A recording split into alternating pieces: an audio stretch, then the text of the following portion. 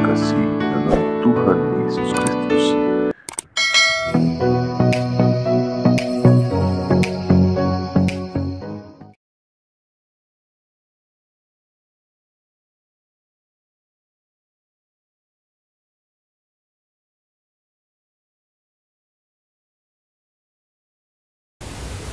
Shalom saudara yang dikasih Tuhan, apa kabar Anda semua?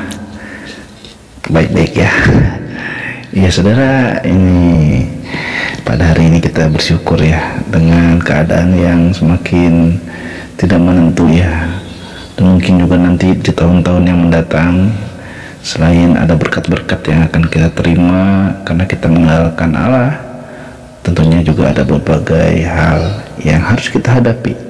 Tetapi hari ini saya mau menguatkan kita semuanya bahwa tentunya semua kita mendapatkan anugerah dari Allah Bapa kita, Tuhan kita, Tuhan Yesus yang maha baik.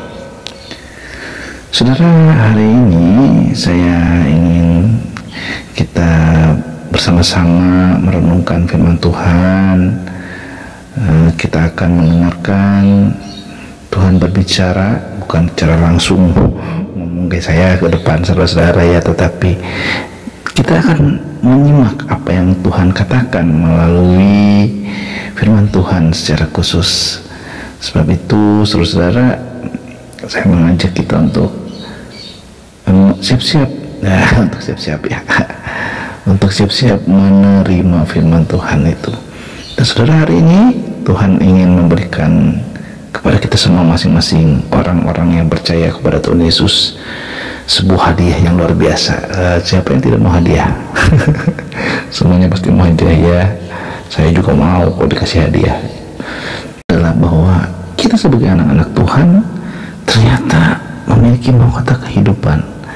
Nah, sudahkah saudara menyadarinya, atau mungkin saudara belum menyadarinya? Mari kita lihat saudara, bahwa kita sebagai anak-anak Allah yang secara khusus yang diberikan oleh Allah sebuah mahkota. Mahkota apa itu?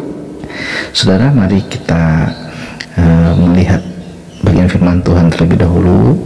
Saya mengajak kita untuk bersama-sama membaca nats dari Yakobus pasal 1 ayat yang ke-12 sampai ke-18. Yang berbahagia adalah setiap kita yang senantiasa membaca Alkitab, merenungkan firman Tuhan dari Alkitab yang kita baca, dan bahkan melakukan hasil yang kita renungkan dalam kehidupan kita sehari-hari. Haleluya. Saudara-saudara yang dikasih oleh Tuhan Yesus Kristus, kita tahu kalau namanya mahkota itu ya, itu kan biasanya ada di atas kepala raja gitu ya, atau di atas ini Miss Universe sebagai ratu ya gitu ya, sebagai ratu dunia, katanya dikasih mahkota ya. Memang mahkota ini lambang kehormatan, lambang kemenangan ya. Kalau Salomo menulis di Amsal 4 ayat 9 sana digambarkan bahwa lambang kehormatan atau kemenangan.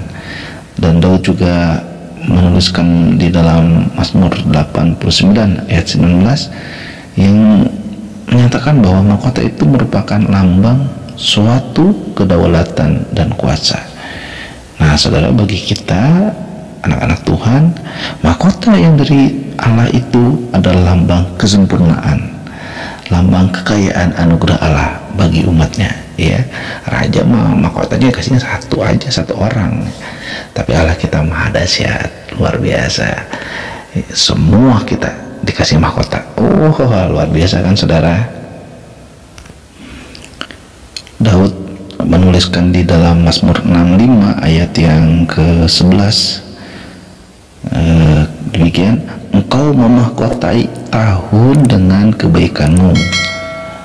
Coba tuh saudara, Tuhan memahkotai setiap tahun yang kita nikmati, yang kita lewati dengan kebaikan Tuhan ya saudara.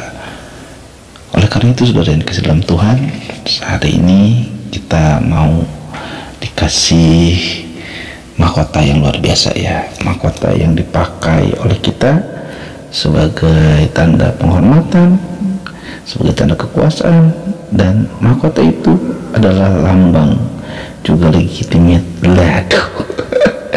lambang legitimasi dari hidup kekal kita yang kita terima dari mana? Dari iman percaya ketika kita menerima Yesus Kristus sebagai Tuhan dan Juru Selamat secara pribadi, di mana kita mengundang Dia masuk dalam hati, dalam kehidupan kita.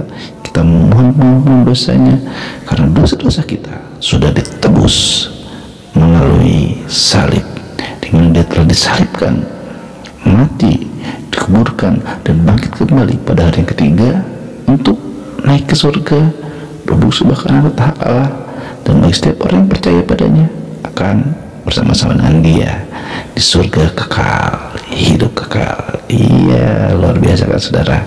Ini mahkotanya betul-betul wah, luar biasa sekali ya, menyenangkan. Mahkota yang betul-betul megah. Jadi ada orang-orang yang memang dia bertobat, lalu dia memberikan dirinya untuk melayani Tuhan, dan pelayanannya itu adalah mahkotanya saudara ya. Dan pastinya mahkota bisa aja hilang kan, entah dicuri ya enggak, entah mahkotanya lupa naruh, entah di mana lah gitu, entah mahkotanya digadein. Iya kan, waktu zaman moneter tuh waduh ribut menggadaikan ya. Ya puji Tuhan sudah lewat ya saudara. Nah, mahkota bisa saja hilang oleh karena itu di dalam kitab Wahyu pasal yang ketiga ayat 11, saudara, mari kita lihat sebentar di Wahyu pasal yang ketiga ayat yang ke-11 ya, apa kata firman Tuhan di sana saudara? Aku datang segera, peganglah apa yang ada padamu, supaya apa saudara? Tidak seorang pun mengambil mahkotamu. Nah saudara, Allah adalah satu-satunya pemilik mahkota kehidupan. Nah, Allah itu telah memahkotai manusia dengan kemuliaan dan hormat, dan Tuhan Yesus sendiri dimahkotai seperti itu. Supaya apa saudara? Supaya oleh kasih karunia Allah Ia mengalami maut bagi semua manusia. Untuk apa? Untuk menebus dosa kita. Itu mahkotanya.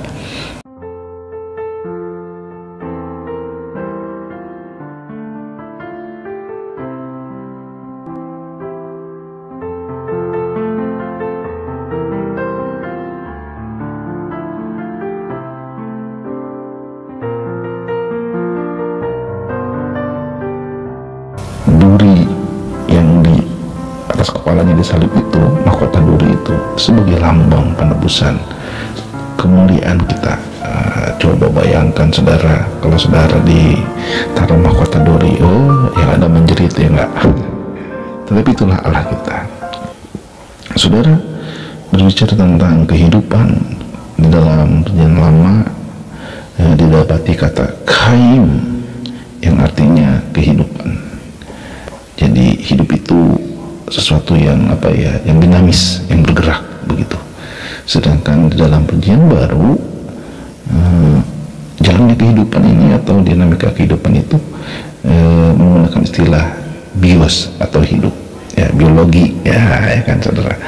Nah, konsep ini menekankan betapa kuatnya sebuah proses atau dinamika kehidupan manusia. Tapi bagi kita, hidup yang benar dialaskan kepada Yesus Kristus, tentu saja sudah memiliki roh yang menghidupkan, ya nggak saudara. Nah, karena ada roh yang menghidupkan, jadi hidup orang Kristen itu penuh dengan kegembiraan, ya nggak, penuh dengan sukacita dan sejahtera. Apalagi orang Kristen itu dihubungkan dengan terang katanya ya. Aduh, kalau orang Kristen bikin tetangganya rumit, bikin tetangganya rumuk, wah itu bagaimana itu ya. Tetapi justru menerangi, iya enggak, menerangi sekitarnya supaya bercahaya. Cahaya dari mana? Dari orang Kristen. Kenapa? Ada mahkotanya saudara, orang Kristen itu. Dan orang-orang percaya memiliki kuasa karena ada mahkota. Kalau dulu saudara ada imam besar kan ya, waktu zaman perjanjian lama itu kan mahkota imam besar itu kan emas saudara, terus ada tulisannya kudus bagi Tuhan. Nah kita juga sama saudara. Nah, oleh karena itu saudara dikasihi oleh Tuhan Yesus Kristus, kita telah diberikan oleh Allah melalui iman percaya kepada Kristus Yesus bahwa Dia adalah Tuhan dan Juru Selamat kita, maka sudah menjadi suatu penyataan iman, sudah menjadi tindakan iman yang luar biasa. Karena kita memiliki mahkota itu, maka kita mengandalkan Dia yang memberikan mahkota. Ya, seolah-olah karena kita, kalau zaman sekarang mungkin karena diberi mandat ya oleh beberapa orang sebagai pimpinan, maka kita harus bisa mempertanggungjawabkannya. Nah, kita sebagai manusia bergantung penuh pada kehendak Allah. Saudara tahu nggak? Loh, hidup ini pinjaman saudara, ya, bersifat sementara. Karena itu kita harus bergantung kepada kuasa Allah, kepada kehendak Allah, dalam kuasa dan kehendak Allah. Maka dari itu perlu mengandalkan Allah sesuai dengan apa yang dikehendakinya, ya kan? Saudara pasti rajin berdoa dong, tahu dong doa Bapa kami, ya enggak?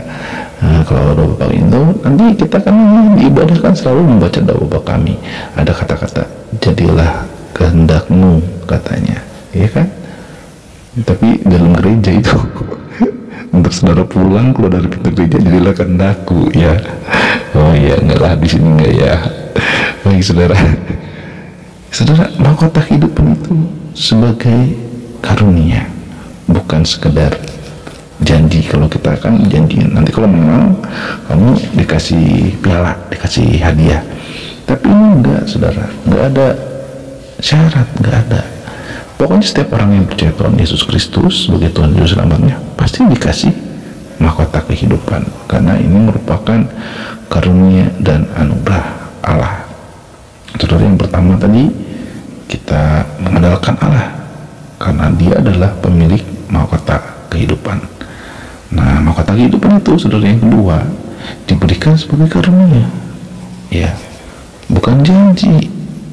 Kalau kamu menang nanti kamu dikasih hadiah ya, nah itu kan janji ya saudara ya, entah benar entah enggak ya kan.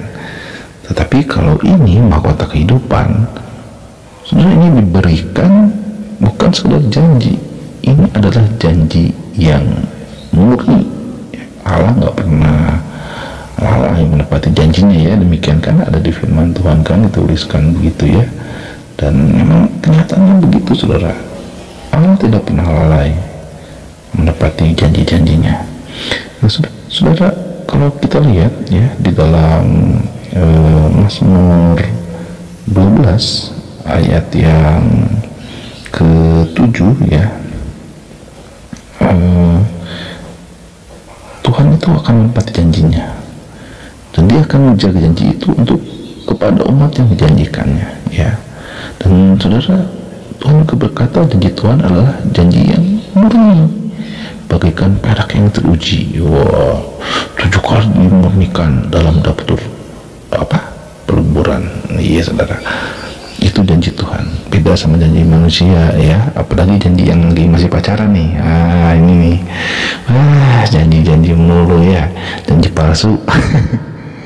Ya, janjinya ya begitulah kira-kira ya, sama lah seperti saya juga kadang bukan lalai sih ya, jadi kadang saya janji sama anak saya misalnya, papa janji nggak gini, terus tiba-tiba ada sesuatu yang nggak bisa saya pernah janji itu, maka anak saya akan bilang apa? Papa bohong. Nah, iya kan saudara, manusia itu sebetulnya apa? Iya, bohong saudara. Kalau janji itu nggak ditepati, kalau Tuhan tidak begitu, Tuhan pasti menepati janjinya. Nah, masalahnya adalah bagaimanakah kita bisa sabar menanti janji itu. Nah, Tuhan tidak pernah menjanjikan rancangan kecelakaan, betul kak? Iya kan? Tuhan itu menjanjikan kita hidup yang sejahtera sesuai dengan sesuai dengan kehendak Tuhan, saudara, bukan sesuai dengan kehendak kita semua ya. Tuhan tahu mana yang baik untuk kita dan mana yang tidak baik untuk kita ya Tuhan. Saudara, kembali kalau ke masalah janji itu ya, saudara, kadang kita udah janji hari Minggu nih, pokoknya saya hari Minggu ibadah pertama kita jam berapa saudara? Jam 7, ada yang jam 7.30 juga ya. Itu janji bangun pagi, wah, tapi iya gitu saudara ya. Ngantuk, mau begadang ronda ya. Iya, tapi saudara, masa Tuhan kalah coba sama hal-hal sepele itu? Padahal Tuhan nggak pernah mengabaikan kita. Tuhan juga tidak pernah lalai dalam menepati janjinya. Sekalipun ada orang yang menganggapnya sebagai kelalaian, tetapi ia sabar terhadap kamu karena ia menghendaki supaya jangan ada yang binasa, melainkan semua orang berbalik dan bertobat. Saudara buka coba di 2 Petrus 3 ayat 9, itu ayatnya ya. Tuhan tidak pernah lalai menepati janjinya, tapi yang sering lalai itu siapa saudara? Iya ya, saya saudara, enggak saya. Kata firman Tuhan begini saudara, di kitab Ulangan pasal 28 ya. Ini yang sering kita dengar sebenarnya.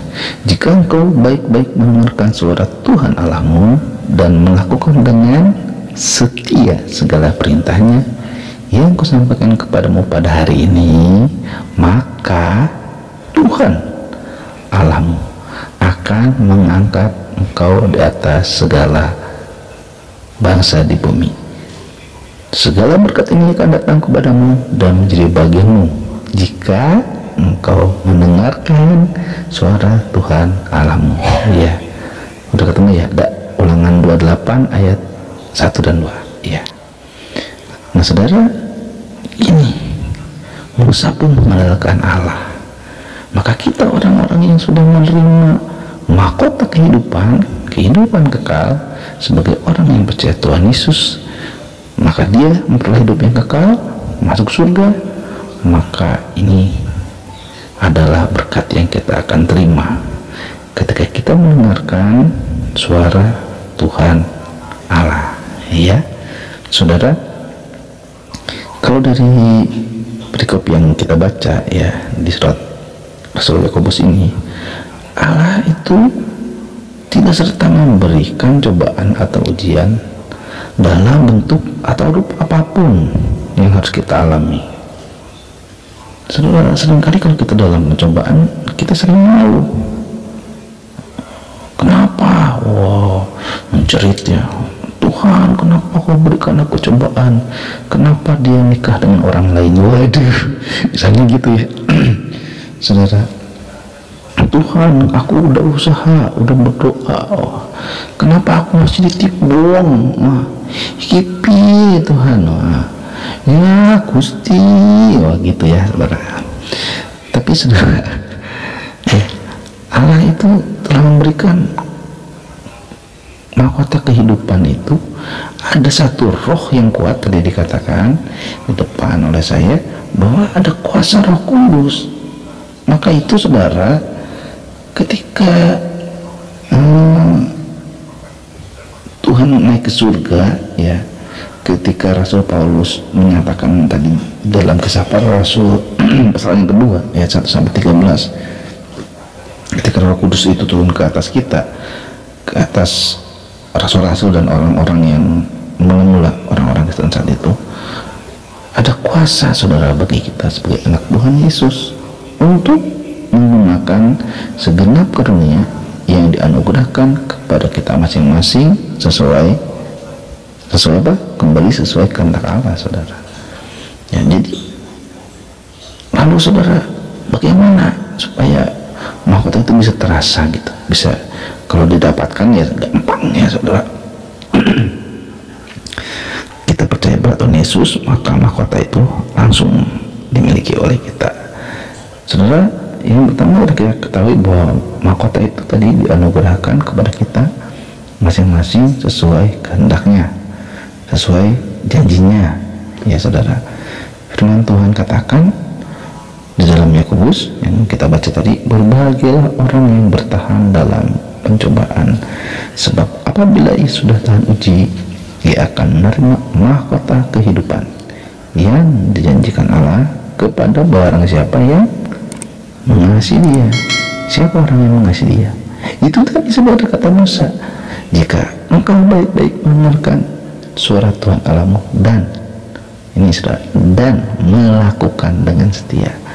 Nah, saudara sudah mendengar suara Tuhan dengan baik, tapi saudara tidak melakukannya, apa yang Tuhan katakan, apa yang Roh Kudus gerakkan di hati Anda, maka berarti Anda sama saja, ya silahkan terjemahkan sendiri. Tahan uji itu adalah sebuah anugerah yang diberikan lagi oleh mahkota dari Tuhan, ya. Mahkota kehidupan itu diberikan kepada kita sehingga selain kita memiliki kuasa karena dianugerahkan mahkota itu, kita juga diberikan kekuatan tahan uji. Nah, pertanyaannya adalah, benarkah kita mengandalkan kekuasaan Allah dalam setiap aspek kehidupan? Saudara, seringkali kita bergantung sama orang lain, ya. Karena itu salah satu, ya saya tidak akan bahas terlalu banyak dalam hal ini, ya, salah satu ketergantungan itu yang tidak mengandalkan Allah adalah mengandalkan manusia, sehingga Anda kecewa, nyarekan kalau bahasa Jermannya, ya. Nah, saudara yang dalam Tuhan Yesus Kristus, kalau kita tadi sudah tahu bahwa mahkota itu merupakan anugerah sebagai lambang kekuatan kemahakuasaan Allah yang diberikan kepada kita. Lalu yang kedua, bahwa Allah itu bukan sekedar janji, tapi memang mahkota ini diberikan sebagai karunia. Kembali lagi, saudara, pemilik mahkota kehidupan, saudara, ini yang ketiga, saudara, pemilik mahkota kehidupan yang mengandalkan Allah, ya. Karena tadi saya tekankan lagi, itu tidak hidup dalam ketakutan, kekhawatiran, kecemasan, besok mau makan apa, ya. Jadi kita mengalami cobaan, dan kalau kita dalam pencobaan, dalam kesusahan, seringkali ada kita mengatakan cobaan ini dari Allah, atau ya secara nggak sadar sih, mungkin karena kita kesal, karena kita marah, ya. Padahal Allah kita, firman Tuhan katakan, kita nggak mungkin, ya, dicobai oleh Tuhan, karena firman katakan Allah itu tidak dapat dicobai oleh siapapun dan tidak pernah mencobai siapapun. Lalu kenapa terjadi? Inilah pentingnya introspeksi diri, saudara. Sudah di ayat 13 kita baca, coba, ya. Jadi saudara, ayat 13, jadi saudara, jangan sampai sekalipun kita mengatakan apa, kesulitan, kesusahan, dan penderitaan itu datang dari Allah. Saudara, sejak kita jatuh dalam dosa, ya kebanyakan kita bilang nyalahinnya nenek moyang kita Adam, ya, dan Hawa, ya, karena jatuh dalam dosa. Maka kita sudah dalam keadaan berdosa. Maka kalau kita dapat ujian untuk apapun, Tuhan katakan kita tidak akan menjadi lelah dalam mengolah bumi ini. Alam semesta ini luas, saudara, bukan hanya bumi aja nih. Kita dipercayakan di sini, di tempat ini. Untuk apa, saudara? Untuk mengolah. Iya betul, menabur, menuai, iya betul. Tapi saudara ingat, Tuhan Allah sedang menguji ketaatan saudara dan saya. Apakah saudara kuat ketika diberikan tantangan, diberikan cobaan, kesulitan? Apakah saudara akan kuat untuk tidak jatuh dalam dosa? Dosa datang dari iblis. Kesusahan itu sudah datang dari sendiri. Dan ketika kesusahan datang, iblis merayu kita, membujuk kita. Maka dia yang ingin menjatuhkan kita, ingin merebut kita dari Tuhan, berupaya supaya kita jatuh dalam dosa. Saudara, mudah sekali, karena kita punya mahkota, kita punya kuasa, kita bisa melawan bujuk rayu iblis. Mari kita introspeksi dulu, lalu kita serahkan kepada Tuhan, maka kesulitan tidak akan mungkin bisa kita lewati, pasti bisa kita lewati. Di ayat yang selanjutnya, saudara, wah ini waktunya udah dikasih tahu 10 menit lagi ya. Wah, mohon maaf nih. Ya, nggak apa-apa ya Pak ya.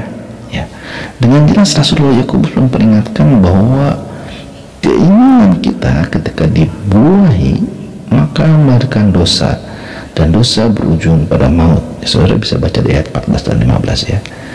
Tetapi tiap-tiap orang dicobai oleh keinginannya sendiri. Perhatikan saudara, oleh keinginannya sendiri, karena ia diseret dan dipikat olehnya. Dan apabila keinginan itu telah dibuahi, ia melahirkan dosa. Dan apabila dosa itu sudah matang, ia melahirkan maut. Saudara, apakah tadi pertanyaannya mahkota itu bisa hilang? Ya ini saudara, kalau saudara jadi orang Kristen yang cengeng, saudara jadi orang Kristen yang lemah, saudara punya mahkota tapi tidak saudara pakai, nah itu saudara bisa hilang mahkota kehidupan yang sudah Tuhan berikan. Karena apa? Karena Anda dan saya dibujuk rayu oleh iblis, dipikat, firman Tuhan katakan, diseret, kita berdosa, dan dosa itu buahnya maut. Firman Tuhan juga mengatakan upah dosa ialah maut, saudara, tetapi karunia Allah ialah kehidupan yang kekal. Oleh karena itu saudara, kita yang cenderung lebih merasa kehilangan sesuatu yang kita dapat dengan susah, tetapi tidak dengan apa yang mudah didapat ya. Oleh karena itu mahkota kehidupan itu jangan sampai hilang, saudara. Pegang kata Tuhan tadi di kitab Wahyu ya, saudara. Pastinya kita semua memiliki pemahaman dan bagaimana cara mengasihi Allah. Ini saya hanya ini hanya kata-kata saya saja ya. Tujuan hidup orang Kristen ialah membalas kasih sayang Allah, betul? Ya, karena Allah lebih dulu mengasihi kita, yang dinyatakan melalui pengorbanan Yesus Kristus yang disalibkan untuk menebus dosa kita dan bangkit, kemudian memberikan hidup kekal, mahkota kehidupan itu bukan kepada kita. Nah, saudara yang kasih dalam Tuhan, mulai hari ini ada pencobaan, ujian datang, kita makin mendekat kepada Allah. Ya, jangan menjauh. Orang Kristen kok pergi ke dukun, ya, minta pertolongan dukun, kan itu aneh, saudara. Padahal itu punya mahkota kehidupan yang diberikan oleh Allah. Ini saudara, hanya Allah kita sumber segalanya. Allah yang menciptakan semua isi dunia ini, Allah yang tidak pernah meninggalkan semua ciptaannya. Oleh karena itu saudara-saudara, bersandarlah hanya kepada Allah, karena hanya dengan bersandar dan mengikuti kehendak Allah, maka diberikannya mahkota kehidupan kekal yang sungguh terjadi dalam kehidupan kita. Atas kehendak Allah kita dijadikan anaknya, dan karena kita anaknya, mahkota kita dari Bapa kita adalah mahkota yang luar biasa. Saudara, mari kita memberi diri dengan sungguh, berserah penuh kepada Tuhan Yesus Kristus Juru Selamat kita. Bersandarlah hanya kepada Allah, jangan kepada manusia, karena terkutuklah orang yang melakukan manusia. Jangan kepada dunia. Apabila saudara mengikuti ajakan iblis, jangan sesat, saudara. Mahkota kehidupan itu akan hilang, dicuri iblis ketika kita lemah, menyerah, dan tidak dekat kepada Allah.